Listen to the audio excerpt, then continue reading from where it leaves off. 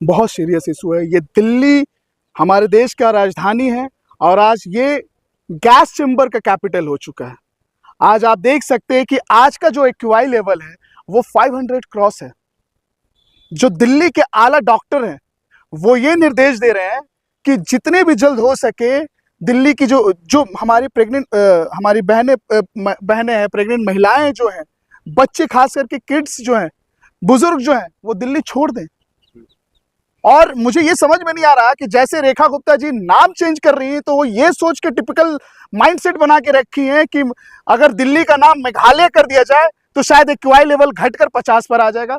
तो रेखा गुप्ता जी, आपसे बहुत विनम्र निवेदन है कि आप दिल्ली के नागरिकों के लिए, खास करके आपके अंदर थोड़ा सा एक होता है शेमलेस, शर्म बचा होना चाहिए कि आए दिन दिल्ली में प्रदूषण की वजह से कई लोग मरीज बन रहे हैं, ये बहुत सीरियस इशू है।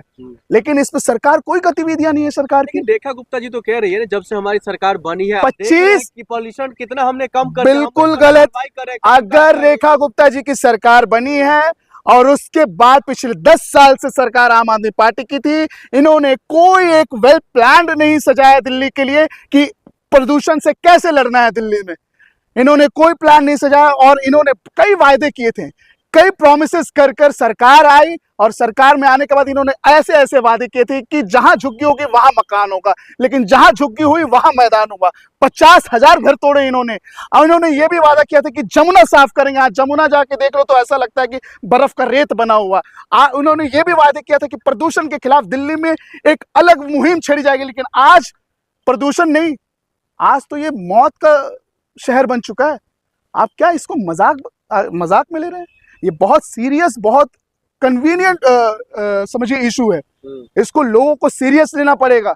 आज आए दिन देखिए हर जगह प्रदर्शन हो रहा है, लेकिन इनको कोई मतलब नहीं है। इनको सत्ता में आना था, सत्ता में बैठना था, सत्ता में बैठ चुके हैं। और सो कोल्ड मुख्यमंत्री जिनको ये नहीं पता है कि ग्रैब 3 में स्कूल बंद कैसे होते हैं, जिनको ये स्टेटमेंट देने में झिझक नहीं होती कि आखिरकार 70 साल में उन्होंने वोट चोरी की थी तो हमें कुछ दिन वोट चोरी करने में क्या ही फर्क पड़ जाएगा, तो उनसे क्या ही उम्मीद कर सकता है। लेकिन रेखा गुप्ता जी से तो ये उम्मीद कर ही सकते हैं ना, जो महिलाओं की बात वो करती है। किन महिलाओं की बात करती है? कौन सी ऐसी रेखा गुप्ता जी का आप एक काम मुझे काउंट करा दो, कौन सा ऐसा अभी दिल्ली के लिए उन्होंने एक काम अच्छा किया? एक काम अच्छा किया बताओ, यही काम अच्छा किया कि अतिक्रमण हटाया? ये काम अच्छा नहीं। क्या अतिक्रमण हटाया? जो पिछले 50 सालों से अपने मेहनत का, मुशक्कत का पसीना बहाकर उन्होंने जिस घर को बनाया वो अतिक्रमण हटाया।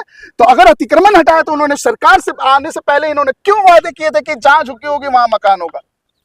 मतलब आपके वायदे जुमलेबाज हैं। आपके गृह मंत्री अमित शाह हमेशा से कहते आए कि भाजपा की जितने भी वायदे हैं वो जुमले हैं, तो ये भी जुमला था।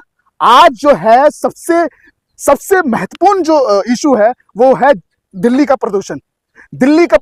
इतनी मैं आपको बता देता हूं, ये आज के टाइम का ही नहीं, ये पिछले कई वर्षों से इस प्रदूषण पे काम चलता हुआ रहा, लेकिन कोई काम नाकामी हुआ। तो क्या चाहते हैं जो रेखा गुप्ता जी कुर्सी हम उनसे नहीं? बिल्कुल, अगर उनसे तो कुछ नहीं संभल पा रहा, उनसे वो खुद नहीं संभल पा रही, उनको बयानबाजी देना नहीं आता, तो कुर्सी छोड़ दे। बिल्कुल छोड़ दे। अगर उनसे नहीं संभल पा रहा तो छोड़ दे, दे दे हमें।